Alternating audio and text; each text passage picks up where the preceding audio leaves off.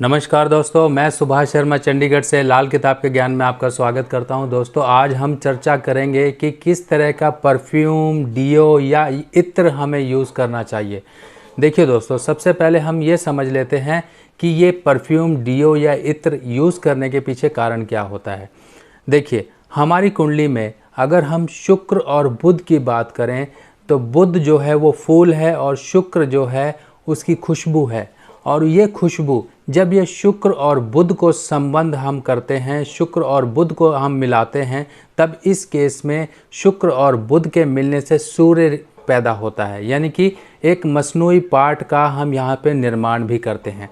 हमारी कुंडली में कहीं पर भी शुक्र और बुध कहीं पर भी मंदे हालात के हों या फिर शुक्र को जब बुध का सपोर्ट ना मिल रहा हो, तब इस केस में भी हम कुछ प्रकार के इत्र या परफ्यूम या डियो वगैरह हम यूज़ करके हम अपने शुक्र और बुध को सही करते हैं। क्योंकि शुक्र जब भी बुध की मदद नहीं पाएगा, उसको बुध की मदद नहीं मिलेगी, तो शुक्र ऐसे केस में पागल कहा गया है। और ऐसा शुक्र आपके लिए निहायत ही मंदा होता है और आपके लिए जीवन में कई तरह की परेशानियां ये लेकर आता है।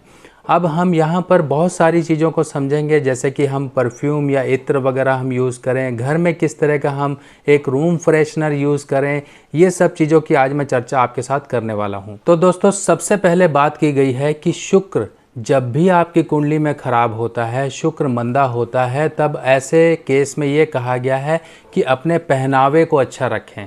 यानी कि अपने पहनावे को अच्छा रखें, आप बन ठन के रहें, सज सवर के रहें और परफ्यूम या डियो यूज़ करें। अब हमने सज लिया, सवर लिया, अपने पहनावे को सही रख लिया, पर हमें किस कलर का या फिर किस तरह की खुशबू वाला इत्र या परफ्यूम हमें यूज़ करना है। आगे बढ़ने से पहले सबसे पहले मैं आपको बता दूं कि इत्र कैसे यूज़ होता है और उसके पीछे क्या लॉजिक होता है इत्र को यूज़ करने का। देखिए, हम जानते हैं कि हमारी नसों और नाड़ियों का कारक जो होता है वो होता है बुध। अगर बुध और शुक्र को मिलाया जाए तब यहाँ पर आपकी कुंडली में शुक्र और बुध के जो मंदे प्रभाव होते हैं उनसे बचाव होता है। मान लीजिए कुंडली में आपके सूर्य और बुध एक साथ में हैं या फिर बुध खाना नंबर 1 में है, तब ऐसे केस में कभी भी बुध अपना जो असर है वो शुक्र में नहीं मिला पाएगा। यानी कि दोनों का मेल नहीं होगा। ये एक जो संबंध बनता है बुध और शुक्र का, वो कहीं से ब्लॉक हो जाता है। बुध की नाली इस समय में काम नहीं करती है। तो इस केस में हमें शुक्र और बुध को मिलाने के लिए क्या करना होता है, जैसा कि मैंने बताया कि जो हमारे शरीर की नसें और जो नाड़ियाँ हैं वो हमारी हैं बुध। और शुक्र क्या है? शुक्र, अगर हम शुक्र को बात दोबारा से करें तो शुक्र है परफ्यूम, खुशबू, ऐसी खुशबू जो आपके मन मस्तिष्क को जो है तरोताज़ा कर देती है। अब हमारे शरीर में आपको हर जगह पर नसें और ये जो नसें वगैरह जो हैं दिखाई देती होंगी, आपके हाथों पर दिखाई देती होंगी। कुछ एक ऐसे हिस्से हैं हमारे शरीर के जो बहुत नाजुक होते हैं।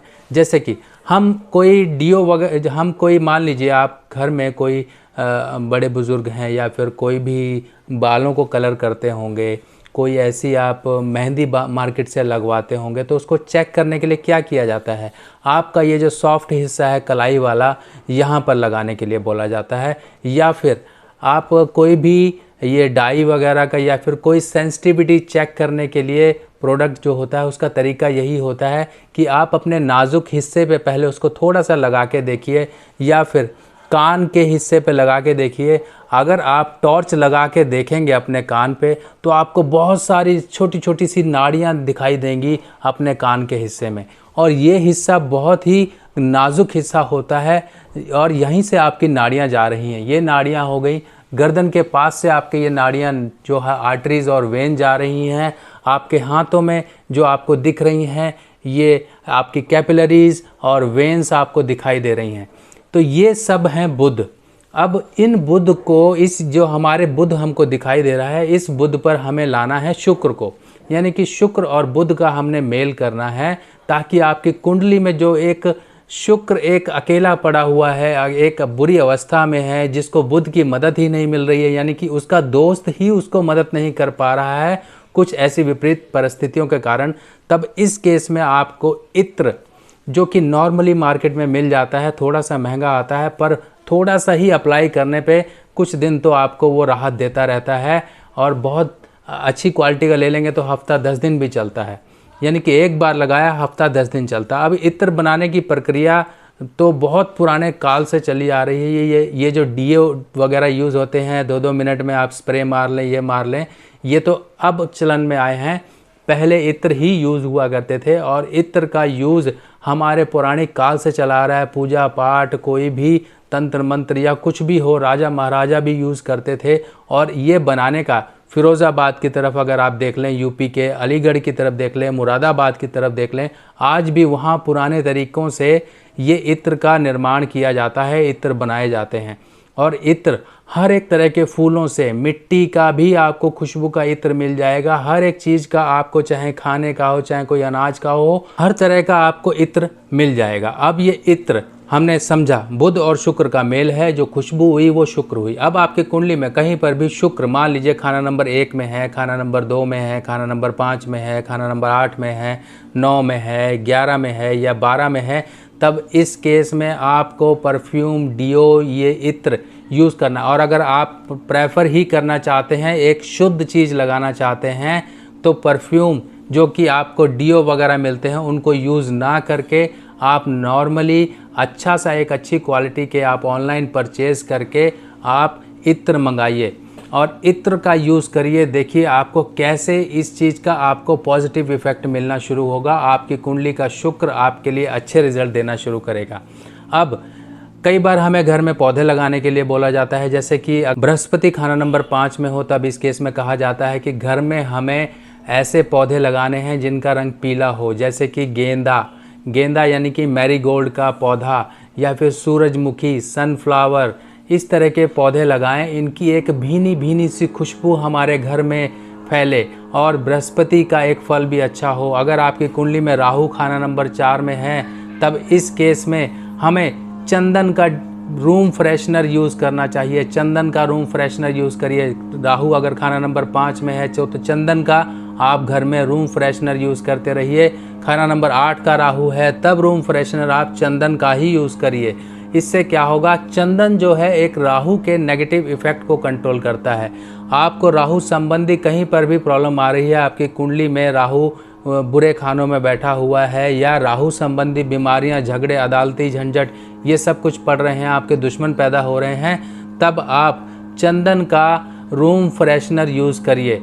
इससे क्या होगा, आपका राहु कंट्रोल होगा, क्योंकि राहु को कंट्रोल करने के लिए चंदन का ही इस्तेमाल बताया जाता है। जैसा कि आप जानते ही हैं, जिसको राहु संबंधित पीड़ा होती है तो राहु जड़ी यानी कि राहु को पानी में मिला के, जो चंदन है पानी में मिला के राहु को शांत किया जाता है। चंदन का तिलक लगाया जाता है। सफ़ेद चंदन का आप तिलक लगा सकते हैं, लाल चंदन का तिलक लगा सकते हैं।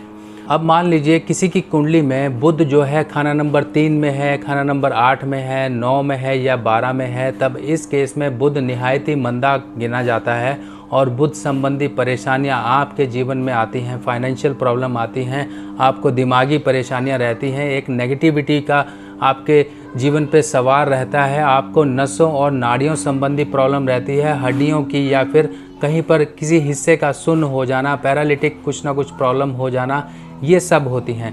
तब इस केस में बुध को शुक्र की सपोर्ट देनी जरूरी है। बुध को उस मंदे हाल से निकालने के लिए शुक्र का साथ देना जरूरी है, क्योंकि शुक्र ही बुध का मित्र है। और शुक्र को, बुध को सही करने के लिए हमें सूर्य की भी मदद लेनी चाहिए, जिससे कि एक सूर्य का निर्माण होगा। सूर्य आपकी ओवरऑल एक बॉडी में एक इम्यून पावर का भी कारक होता है। शुक्र को सही रखने के लिए यहाँ पर हम इत्र के जरिए बहुत सारे ग्रहों को सही कर लेते हैं। तो यहाँ पर हमें अपनी कुंडली के अनुसार बुध के मंदे प्रभाव को सही करने के लिए इत्र यूज़ करना चाहिए। अब ये इत्र कौन सा आप यूज़ करें जिससे कि आपके ये सूर्य के, बुध के और शुक्र के प्रभाव सही रहें। सबसे पहला इत्र जो कि है रोज़ यानी कि गुलाब का इत्र, गुलाब का आप इत्र यूज़ कर सकते हैं। लेवेंडर का आप इत्र यूज़ करिए। ये 2 इत्र ऐसे हैं कि बहुत ही प्रभावशाली होते हैं और इन जनरल इनको कोई भी यूज़ कर सकता है। बाकी कोई ऐसा इत्र जो कि रहे आपको, कोई आपको खुशबू से ही अच्छा लगे। कई बार क्या होता है, हम इत्र लेने जाते हैं, 1 लगाया, 2 लगाए, 3 लगाए, ये नहीं अच्छा आ रहा, ये नहीं अच्छा आ रहा, पर एक इत्र आपको ऐसा लगेगा जिसको सूंघते ही आपकी अंदर आत्मा से आवाज़ आएगी ये इत्र बहुत बढ़िया है, ये ले लेते हैं। तो वो इत्र आप लेंगे और उस इत्र को आप डे टू डे लाइफ में डेली यूज़ करेंगे, तब इस केस में आपके सूर्य के फल, आपके कामकाज, आपकी ओवरऑल कॉन्फिडेंस, आपका चंद्र का फल, ये सब चीज़ें अच्छी होंगी। तो एक इत्र से आपके बहुत सारे काम होंगे। बाकी इत्र की कैटेगरीज मैंने आपको बताई, जिस तरीके से परेशानियां हैं उस तरीके से इत्र को आप इस्तेमाल करें। अगर सेहत संबंधी परेशानी है, कुछ परेशानी है, आपको मानसिक दिक्कत है, तो आप लेवेंडर यूज़ करें, चंदन यूज़ करें। अगर आपको दिमागी टेंशन्स रहती हैं, बहुत ज़्यादा आपको लगता है कि मैं बहुत ही ज़्यादा डिप्रेशन में हूँ, मैं बहुत नेगेटिव ख्याल आते हैं, तो चंदन का आप इत्र यूज़ करिए। और ये चंदन का इत्र आप जैसे ही यूज़ करेंगे आपको ऑटोमेटिकली दिखेगा कि पॉजिटिव किस तरीके से आपकी सोच में बदलाव आता जा रहा है। तो दोस्तों इत्र और डीओ अब बात करते हैं डीओ की। डीओ को कम से कम यूज़ करना चाहिए, क्योंकि ये एक केमिकल प्रोडक्ट है और केमिकल प्रोडक्ट कभी भी उपाय के तौर में यूज़ नहीं किया जाता है। आप डे टू डे लाइफ में अपनी नॉर्मली यूज़ कर सकते हैं, पर अगर ग्रहों को सही करना है तो इत्र का ही प्रयोग करना है। इत्र से ही आपके ग्रह ठीक होंगे। बाकी आप समझ लीजिए कि एक सुनार की दुकान में, एक ज्वेलर की दुकान में कई तरह के रत्न होते हैं, कई तरह का सामान होता है जो कि हम अपने ज्योतिषीय उपाय के लिए यूज़ करते हैं। अगर हम ये देखें तो एक सुनार के पास हर चीज़ें हैं, तो इसका मतलब उसका सब A to Z उसके ग्रह सही हो जाएंगे, ऐसा नहीं है। क्योंकि स्पेसिफिकली अगर हम किसी एक ग्रह से संबंधित कोई उपाय करते हैं और उसको प्रॉपर तरीके से उपाय करते हैं, तभी हमारा वो ग्रह सही होता है और उससे संबंधित और ग्रह भी सही होते हैं। मार्केट से ली हुई चीज़ कोई भी है, अगर आपने अपने लिए ली है, अपने लिए स्पेसिफिकली ली है, तो वो आपके लिए ही काम करेगी। तो यही एक कंसेप्ट होता है कि आपने कोई भी चीज़ सेलेक्ट की, आपके मन ने अलाउ किया, आपके दिमाग ने अलाउ किया और आपने वो काम करना शुरू किया, तो ऑटोमेटिकली उसके पॉजिटिव रिज़ल्ट आपको मिलने शुरू हो जाते हैं। तो दोस्तों किस तरह लगी आपको ये इत्र, परफ्यूम और खुशबू की आज की वीडियो, कमेंट सेक्शन में ज़रूर बताइएगा। और नई वीडियो आप कौन सी चाहते हैं उसका भी मुझे ज़रूर बताइएगा, ताकि मैं नई वीडियो लेके जल्द ही आपके सामने हाजिर हो सकूं। तब तक के लिए अपने सुभाष भाई को आज्ञा दीजिए। नमस्कार।